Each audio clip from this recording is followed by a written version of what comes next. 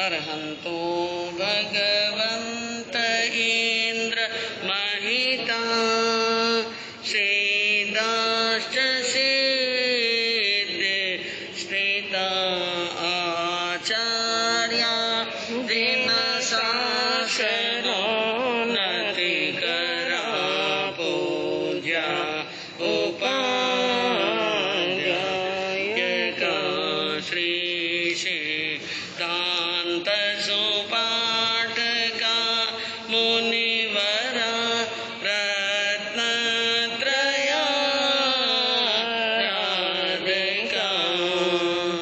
पंचैते परमेष्ठिनं प्रतिदिनं कुर्वन्तु नो मङ्गलम्।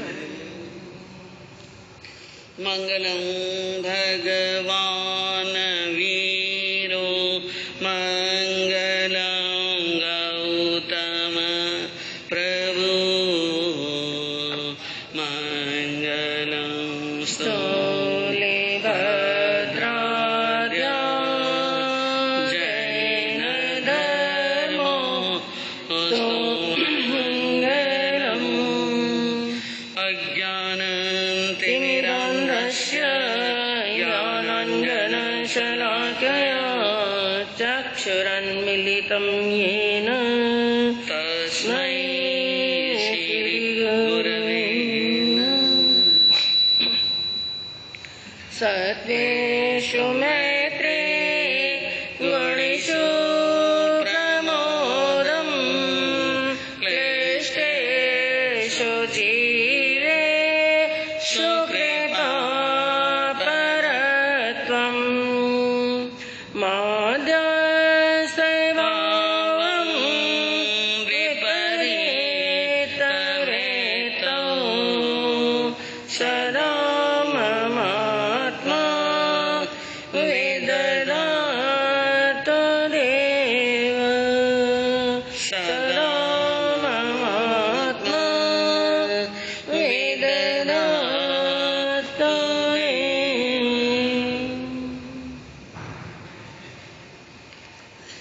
अहिंसा के अग्रदूत, त्रयकाल दृष्टा, भवी जीवों के तारनहार, शासनेश प्रभु श्रमण भगवान महावीर स्वामी के चरणों में कोटि कोटि वंदन।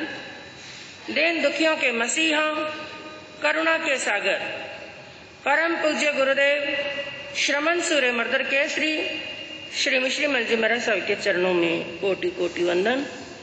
पाठ पर विराजमान परम श्रद्धेया, परम विदुषी, मधुर व्याख्यानी सरल मना पूज्य गुरुदेव जी महाराज साहब के चरणों में कोटि कोटि वंदन। आप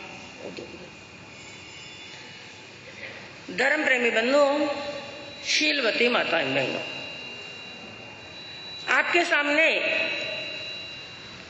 वर्णन चला था कि एक साधक को भगवान के सामने प्रार्थना करते समय यदि कुछ मांग करनी है तो 3 चीजों की मांग करना, 3 चीजों के लिए प्रार्थना करना उपनिषदों के अंदर वर्णन आया। कहा असदो मां सदगमय, तमसो मां ज्योतिर्गमय, मृत्योर मां अमृतो गमय। अर्थात हे प्रभु, मैं अनादि काल से असत्य में भटक रहा हूँ, मुझे असत्य से निकाल करके सत्य की ओर ले चलो। तमसो मां ज्योतिर्गमय, मैं अंधकार में भटक रहा हूँ, अंधकार से निकाल करके प्रकाश की ओर ले चलो। मृत्योर मां अमृतो गमयम, हे प्रभु, मैं अनादि काल से बार बार मृत्यु के इस भ्रमण के अंदर पड़ा हुआ हूँ, मुझे मृत्यु से निकाल करके अमरता की ओर ले चलो। जिसका वर्णन सबसे पहले आपने श्रवण किया, असदो मां सदगमय। हे प्रभु, मुझे असत्य से निकाल दो, क्योंकि अनादि काल से मनुष्य असत्य के आकर्षण में पड़ा हुआ है, असत्य की आसक्ति में पड़ा हुआ है, असत्य के मोह जाल के अंदर फंसा हुआ है। जो उसका लिए सत्य है उससे वो दूर है, जो असत्य है उसको उसने पकड़ करके रख रखा है। और आपको बताया कि असत्य क्या और सत्य क्या। असत्य किसे कहते हैं? जो नश्वर है, जो क्षणभंगुर है, समाप्त होने वाला है, जो हमारा अपना नहीं है। और सत्य है जो शाश्वत है, नित्य है, ध्रुव है, जो कल भी था, आज भी है और भविष्य में भी रहेगा। तीन काल में वो समाप्त होने वाला नहीं। और वो क्या है? हमारी आत्मा, धर्म और मोक्ष। इसके सिवा संसार के अंदर कुछ भी सत्य नहीं है। और दूसरा बताया तमसो मा ज्योतिर्गमय। तमस, तमस कहते हैं अंधकार को और ज्योति कहते हैं प्रकाश को। अंधकार का अर्थ होता है अज्ञान, क्योंकि कल भी आपके सामने परसों ये प्रसंग चला था कि संसार के अंदर भ्रमण करने का, संसार के अंदर जन्म और मरण करने का मुख्य कारण क्या है? अज्ञान। तो कहा कि मुझे अंधकार से निकाल करके प्रकाश की ओर ले चलो, यानी अज्ञान से निकाल करके मुझे ज्ञान की ओर ले चलो। मेरी आत्मा अनादि काल से अज्ञान के अंदर भटक रही है, क्योंकि अज्ञान से ही मोह उत्पन्न होता है। अब अज्ञान से कैसे पतन होता है और ज्ञान से कैसे आत्मा का उत्थान होता है? सबसे पहले अज्ञान, जो आत्मा को अंधकार में धकेलने वाला है, जो आत्मा को दुखी करने वाला है, जो आत्मा का भव भ्रमण कराने वाला है, जो आत्मा को कष्ट देने वाला है, तो अज्ञान से मोह उत्पन्न होता है। मोह वही करता है जो अज्ञानी है, क्योंकि ज्ञानी ने तो जान लिया है, ज्ञानी ने अपने ज्ञान से जान लिया है कि संसार के अंदर मोह करे जैसी कोई चीज है ही नहीं, क्योंकि केवल ज्ञान जो संपूर्ण ज्ञान है, सर्वश्रेष्ठ ज्ञान है, तो यह ज्ञान कब प्रकट होता है? जब सबसे पहले कौन सा कर्म क्षय होता है? मोहनीय। 8 कर्म बताए, 8 कर्मों में से कर्मों का राजा कौन? मोह। बस यही मूल है। जैसे ही मोहनीय कर्म क्षय हुआ, 3 प्रकार के घाती कर्म अपने आप ही क्षय हो जाते हैं। तो मूल कारण है मोह। अज्ञान के कारण से मोह जागृत होता है, मोह के कारण से राग और द्वेष जागृत होते हैं, राग और द्वेष से कर्मों का बंध होता है, कर्मों के बंध के कारण से बार बार संसार के अंदर जन्म होता है और जन्म ही दुख का कारण है। तो मतलब क्या निकला? जब तक अज्ञान है तब तक दुखों से छुटकारा मिलने वाला नहीं। और दूसरी तरफ है ज्ञान। ज्ञान, जब श्रद्धा मजबूत होती है तो वो ज्ञान सम्यक ज्ञान के अंदर बदल जाता है। जब हमारा ज्ञान सम्यक होता है तो सम्यक ज्ञान होते ही चारित्र भी सम्यक हो जाता है, और सम्यक चारित्र के बाद में सम्यक तप होता है, और जब तप सम्यक हो जाता है तो कर्मों की निर्जरा होती है, और जब कर्मों की निर्जरा होती है तो आत्मा कर्मों से रहित हो जाता है। आत्मा कर्मों से क्या हो जाता है? रहित हो जाता है। और जब आत्मा अकर्मा हो जाता है तो शाश्वत स्थान मोक्ष को प्राप्त कर लेता है। 2 चीजें हैं, एक है ज्ञान और एक है अज्ञान। और अज्ञान हमारी आत्मा का पतन किस किस प्रकार से करता है, और ज्ञान हमारी आत्मा का उत्थान कैसे करता है। 2 बातों से बताया। सबसे पहले अज्ञान के लिए कहा कि अन्नानम परमम दुखम अन्नाना जायते भयम अन्नान मूलो संसारो विविहो सव्वदेहिनम। इस संसार के अंदर अन्नानम परमम दुखम, अज्ञान ही परम दुख का कारण है। ये बात जान लेनी चाहिए, ये बात समझ लेनी चाहिए, क्योंकि मैं कहूँ कर्म तो एक ज्ञानी के भी उदय में आते हैं और अज्ञानी के उदय भी आते हैं। एक संत के भी कर्म उदय में आते हैं, एक संसारी के भी कर्म उदय में आते हैं, और कर्मों ने तो भगवान महावीर को भी नहीं छोड़ा। लेकिन कर्म भोगने का जब समय आता है तो दोनों के कर्म भोगने में बड़ा अंतर होता है। कहते हैं कि ज्ञानी काटे ज्ञान सु और मूर्ख काटे रोए। जब कर्म उदय में आते हैं, ज्ञानी क्या सोच करके काटता है, अरे ये मेरे ही बांधे हुए, इन कर्मों को मैंने ही बांधा है और भोगना भी किसको पड़ेगा, मेरे को, और हंस करके इनको भोग लूंगा तो कर्मों की निर्जरा हो जाएगी और नए कर्मों का बंध नहीं होगा। और जो अज्ञानी है उसके कर्म उदय में आते हैं, वो क्या करता है, दूसरों को दोष देता है। तो क्या कि अन्नानम परमम दुखम, अज्ञान ही परम दुख का कारण है। अन्नानम जायते भयम, अज्ञान ही सभी प्रकार का भय देने वाला है। संसार के अंदर डरता कौन है और भयभीत कौन होता है, जो अज्ञानी है। और तीसरा बताया अन्नान मूलो संसारो, अज्ञान ही संसार का मूल है, यानी जन्म और मरण को देने वाला है। विवि हो सब देहीनम, इस संसार के अंदर समस्त देहधारियों के लिए यह अज्ञान उनको दुख देने वाला है और कष्ट देने वाला है। और दूसरी बात बताई, ज्ञान आत्मा के लिए क्या क्या करता है।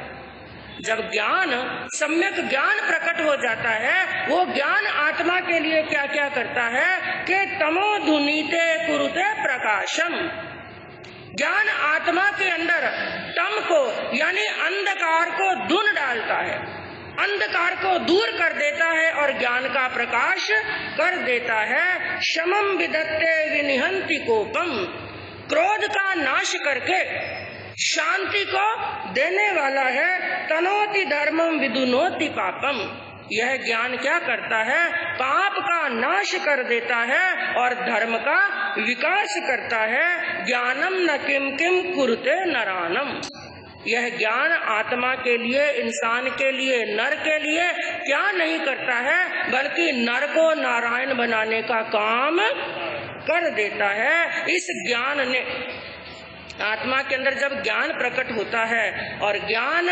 गुरुओं की सत्संगत से प्राप्त होता है, महापुरुषों की सत्संगत से प्राप्त होता है। इसलिए कहा सत्संग से बढ़कर के कोई यज्ञ नहीं है, सत्संगत से बढ़कर के कोई संगत नहीं है, सत्संगत से बढ़कर के कोई समागम नहीं। तो धर्म के प्रति जब सच्ची श्रद्धा होती है तो ज्ञान सम्यक ज्ञान के अंदर बदल जाता है और ज्ञान आत्मा के अंदर प्रकाश करने वाला है। एक समय ऐसा था कि जब इंद्रभूति गौतम भगवान के प्रथम गणधर, भगवान के प्रथम शिष्य, 14 पूर्वों के धारी, लेकिन एक समय ऐसा था ज्ञानी बड़े थे, बड़े विद्वान थे, और एक दो नहीं 500 छात्रों के 500 शिष्यों के आचार्य थे, गुरु थे, और जिनको 14 विद्याओं के जानकार। हिंदू धर्म के अंदर वर्णन आता है 14 विद्याओं का। और किसे कहते हैं 14 विद्या, जिसके अंदर बताया 4 वेद, 6 वेदांग और 4 उपांग। इन 14 विद्याओं के जानकार थे और उस समय के जाने माने ज्ञानी, वेदों के ज्ञाता, उपनिषदों के ज्ञाता, पुराणों के ज्ञाता, उपांग के जानकार, जिनका नाम था, चारों दिशाओं के अंदर जिनका डंका बजता था। और वो एक दो नहीं 11 भाई थे। कितने? 11। और जिनमें सबसे बड़े कौन थे? इंद्रभूति गौतम। तो इंद्रभूति उनका नाम था और गौतम उनका गोत्र था। 11 आचार्य, किसी के 500 शिष्य हैं, किसी के 400 शिष्य हैं। इतने शिष्य समूह के जो गुरु थे, इतने बड़े आचार्य थे। एक बार का प्रसंग आया, अपापा नाम की एक नगरी, जिस नगरी के अंदर सौमिल नाम के एक ब्राह्मण रहते थे, जो बड़े ही धनाढ्य थे, बड़े धनवान थे। मैं आपको बताना चाहती हूँ कि जब सच्चा गुरु मिल जाता है और गुरु के उपदेश से जब आत्मा में ज्ञान जागृत होता है तो इंसान का अहंकार एक मिट्टी के घरौंदे की तरह ढह जाता है और आत्मा के अंदर प्रकाश जागृत हो जाता है।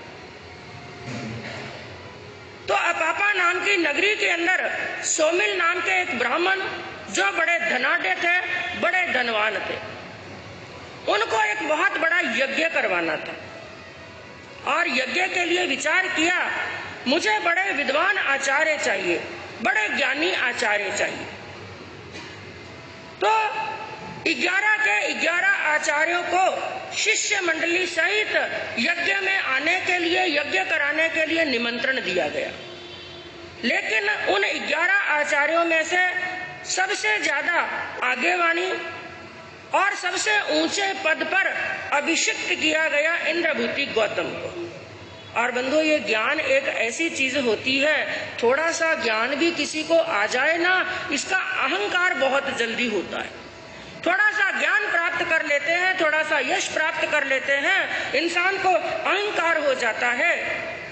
तो उस सोमिल ब्राह्मण ने सभी आचार्यों को निमंत्रण दिया, लेकिन सबसे ऊंचे पद के ऊपर इंद्रभूति गौतम को अभिषिक्त किया गया। तो अब इंद्रभूति गौतम सभी आचार्यों के साथ में और सभी आचार्य अपनी शिष्य मंडली के साथ में, यानी एक साथ में हजारों साधु वहां पर आते हैं यज्ञ कराने के लिए, क्योंकि यज्ञ भी बड़ा विशाल करवाया गया जिसके अंदर हजारों की जनमेदनी थी।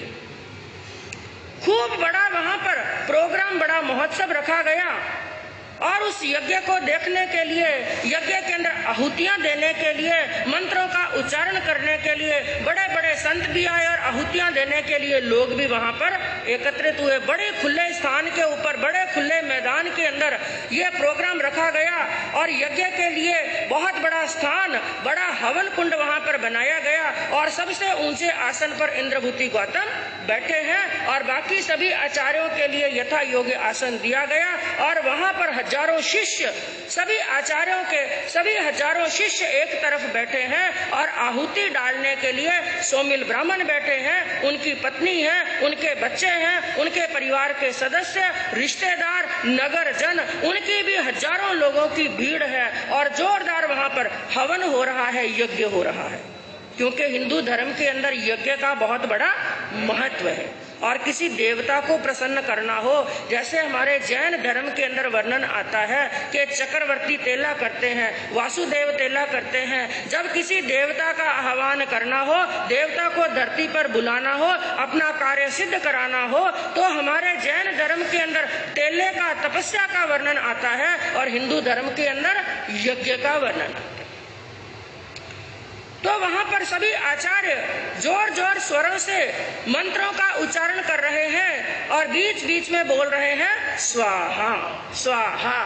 और जैसे ही स्वाहा की ध्वनि आती है, वहां पर जितने भी जजमान बैठे हैं, जितने भी वहां पर सोमिल ब्राह्मण के परिवार वाले, जान पहचान वाले सदस्य बैठे हैं, वो सभी यज्ञ के अंदर, हवन कुंड के अंदर आहुतियां दे रहे हैं। तो हवन की सामग्री हवन कुंड के अंदर पड़ रही है। जैसे ही सामग्री पड़ रही है, वैसे ही अग्नि और ज्यादा प्रचंड हो रही है। अग्नि जोरदार प्रचंड होने लगी और जैसे जैसे मंत्र उच्चारण कर रहे हैं, मंत्र बोलने वालों का भी जोश और बढ़ने लगा, उनका भी स्वर ऊंचा होने लगा, मंत्रों का भी जोर जोर से बड़े जोश के साथ में उच्चारण हो रहा है और हवन की सामग्री भी हवन के अंदर पड़ रही है, अग्नि भी बड़ी प्रचंड हो रही है। ऐसा दृश्य था, बड़ा जोरदार दृश्य वहां पर चल रहा था। अचानक ही क्या हुआ, आकाश में जोरदार प्रकाश हुआ। प्रकाश भी इतना जोरदार, ऐसे लगा जैसे एक साथ में हजारों सूर्य उदय हो गए। एक सूर्य का भी प्रकाश इतना तेज होता है, लेकिन इतना जोरदार प्रकाश हुआ कि आकाश के अंदर एक साथ में हजारों सूर्यों का प्रकाश हुआ। सबकी दृष्टि ऊपर गई, सबकी दृष्टि, सब लोग ऊपर देखने लगे, इतना प्रकाश कैसे हुआ। जैसे ही सब लोगों की दृष्टि ऊपर गई, इंद्रभूति गौतम की भी दृष्टि ऊपर गई।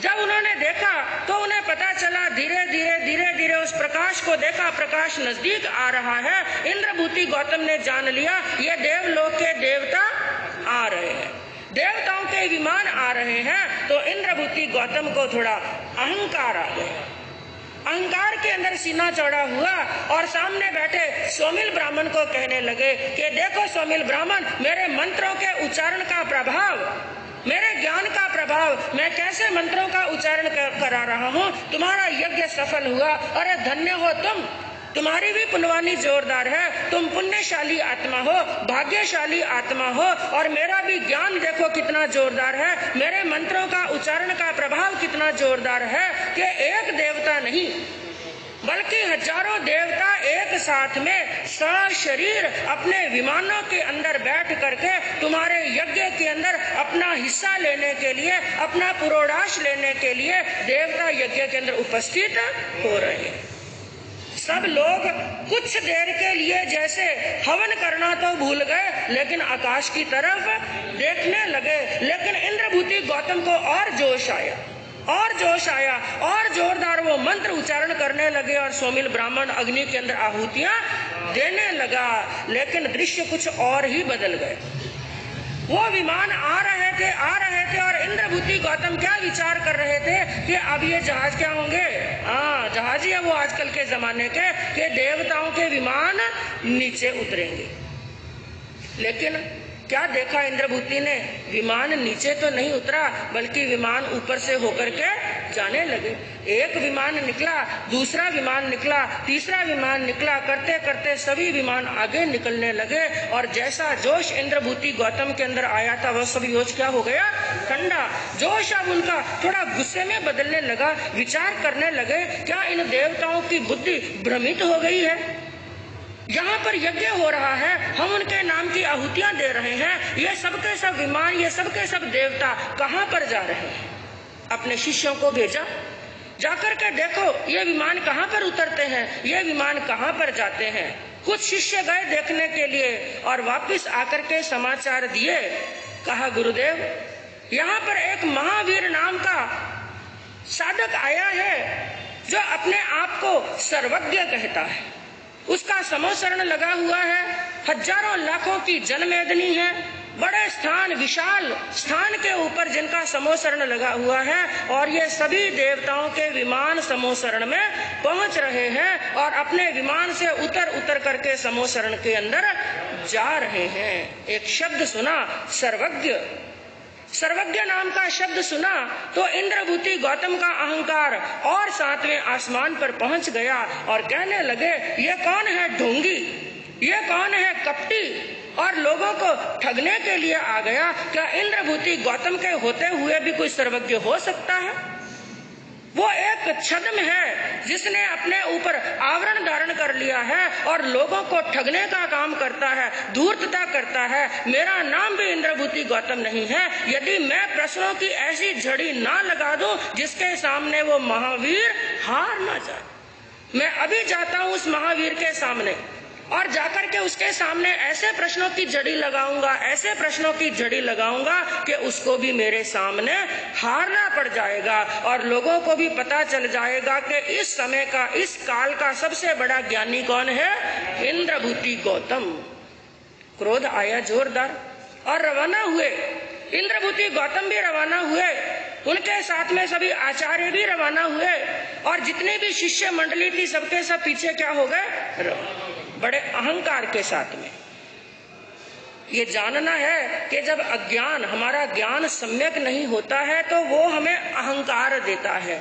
जब वही ज्ञान सम्यक ज्ञान में बदल जाता है, श्रद्धा के साथ में प्राप्त किया हुआ ज्ञान होता है, वो ज्ञान अहंकार को खत्म करके विनय के अंदर बदल देता।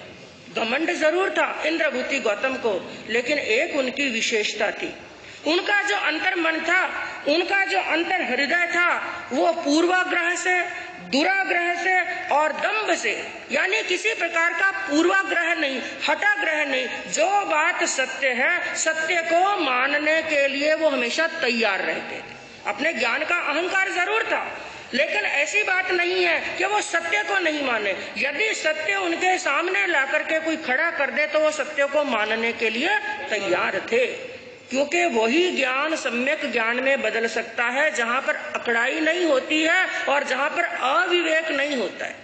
ज्ञान के लिए एक बात कही ज्ञानियों ने कि शिक्षा में शोभे नहीं अकड़ाई अविवेक। एक व्यक्ति ज्ञान सीख रहा है, लेकिन ज्ञान सीखते सीखते साथ में क्या आ जाए, अहंकार और अविवेक। वो ज्ञान ज्ञान न रह करके क्या बन जाता है, अज्ञान के अंदर। के शिक्षा में शोभे नहीं अकड़ाई अविवेक, सागर स्वर्णिम थाल में ज्यों लोहे की मेख। ज्ञान सीखा और अकड़ाई आ गई, अहंकार आ गया, तो वो स्थिति क्या होगी कि सोने के थाल के अंदर मेख लगाई, लेकिन किसकी, लोहे की मेख लगाई। तो इंद्रभूति गौतम रवाना हुए अहंकार के साथ में, लेकिन समोसरण तक पहुंचे। समोसरण की छटा देखी, क्योंकि समोसरण का जो निर्माण होता है कुबेर करते हैं, और वो भी इतना सुंदर होता है कि देवलोक के अंदर इंद्र की सभा भी इतनी सुंदर नहीं। वो छटा देखी, वहां पर देवताओं को देखा, देवियों को देखा, मनुष्य और मनुष्यनियों को देखा, त्रियंच और त्रियंचनियों को और भगवान के अष्ट महाप्रतिहारियों को देखा, अशोक वृक्ष को देखा और चमर डुलाते हुए देवताओं को देखा। उनकी आंखें चुंधिया गई। ये क्या धरती के ऊपर कुछ बना हुआ है या मैं देवलोक के अंदर पहुंच गया, ये स्थान कौन सा है। कुछ देर तक तो वो वहां पर आंखें बिना पलक झपके उस समोसरण को देखते रहे, उनको पता ही नहीं चला ये क्या।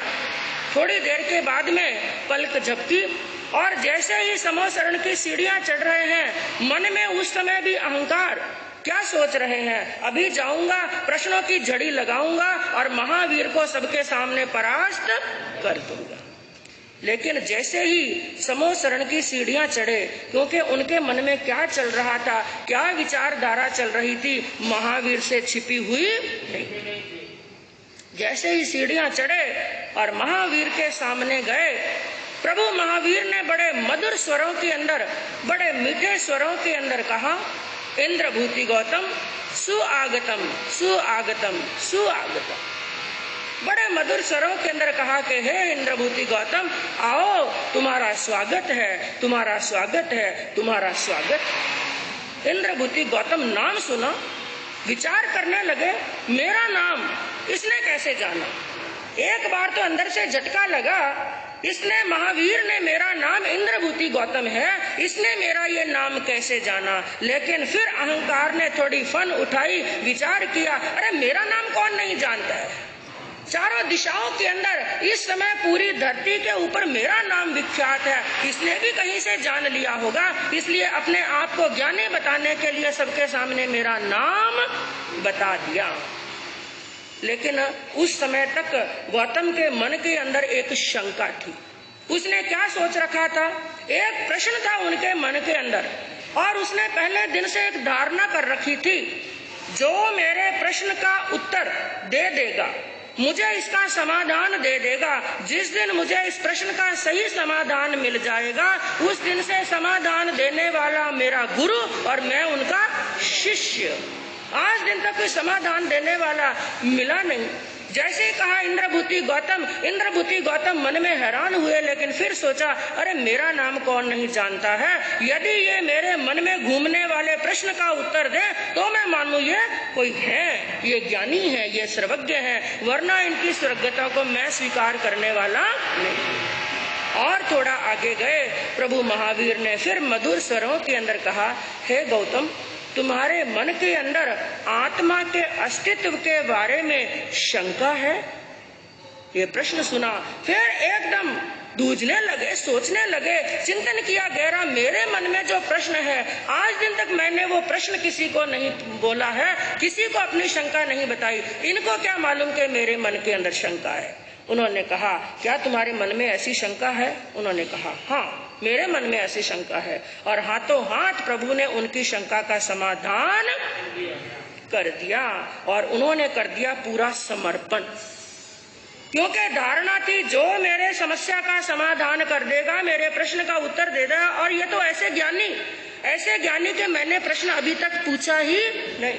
जो प्रश्न मैंने अभी तक पूछा नहीं, मेरे मन में घूमने वाले प्रश्न को इन्होंने जान लिया, और केवल जाना ही नहीं, मेरे प्रश्न का क्या दे दिया उत्तर। ये सर्वज्ञ है, आज से ये है मेरे गुरु और मैं हूं इनका शिष्य। और उनका जो ज्ञान था, पहले उनकी जो श्रद्धा थी, श्रद्धा सम्यक हुई, और श्रद्धा सम्यक होते ही ज्ञान हो गया सम्यक। और ज्ञान सम्यक होने का प्रभाव देखिए, भगवान के मुखार बिंद से 3 शब्द सुने। कितने शब्द, कौन कौन से याद हैं? उपनैवा, विघ्नैवा, धुवनैवा। केवल 3 शब्द सुने, उपनैवा, विघ्नैवा, धुवनैवा, 3 शब्द सुने, और गौतम को कितने पूर्वों का ज्ञान हुआ। हाँ, और केवल खुद ही समर्पण नहीं किया, उनके सभी शिष्य, क्योंकि कुछ दिन पहले आपसे एक प्रश्न पूछा गया था, भगवान के नेश्राय के अंदर, भगवान के सानिध्य में, भगवान के मुखार बिंद से एक साथ में ज्यादा से ज्यादा दीक्षाएं कितनी हुई? कितनी? 4400। हाँ, 4411 थे शिष्य, और बाकी सभी इंद्रभूति आदि गणधर। 4411 दीक्षाएं वहां पर भगवान के सानिध्य में हुई, और वही थे इंद्रभूति गौतम आदि। सभी ने भगवान की नेश्राय, भगवान की अधीनता स्वीकार करी, और भगवान के क्या बन गए? शिष्य। 11 बने गणधर, और बाकी भगवान के बने संत। तो कहने का तात्पर्य क्या है? 3 शब्द सुने और 14 पूर्वों का ज्ञान हो गया। और 14 पूर्वों का ज्ञान भी बंधुओं कोई छोटा ज्ञान नहीं होता है। कभी प्रसंग आएगा तो ये भी आपको बताएंगे कि 14 पूर्व का ज्ञान किसे कहते हैं। तो आज के प्रवचन का सार केवल इतना ही है कि ज्ञान सीखो, लेकिन ज्ञान के साथ में अहंकार का क्या कर दो? विसर्जन। यदि ज्ञान सीखा और अहंकार आ गया, विनय नहीं आया, तो वो ज्ञान कभी ज्ञान होने वाला नहीं है। वो ज्ञान केवल संसार में भटकाने वाला है। ज्ञान जितना सीखा उसको आचरण में लाने का प्रयास करो। यदि आत्मा में विनय आ गया, तो जैसे गौतम की आत्मा का उत्थान हुआ, तो कभी ना कभी हमारी आत्मा का भी क्या होगा? उत्थान होगा, और हम भी तमस से निकल करके, अंधकार से निकल के प्रकाश की ओर जाएंगे। तो ज्ञान है सच्चा प्रकाश, और अज्ञान है अंधकार। तो अंधकार से निकलना है और प्रकाश की ओर जाना है। तो ऐसे ज्ञान को प्राप्त करेंगे बंधुओं, तो इस भ्रमे पर भ्रमे कल्याण होगा। इसी भावना से अरहंतो भगवंत इंद्र महिता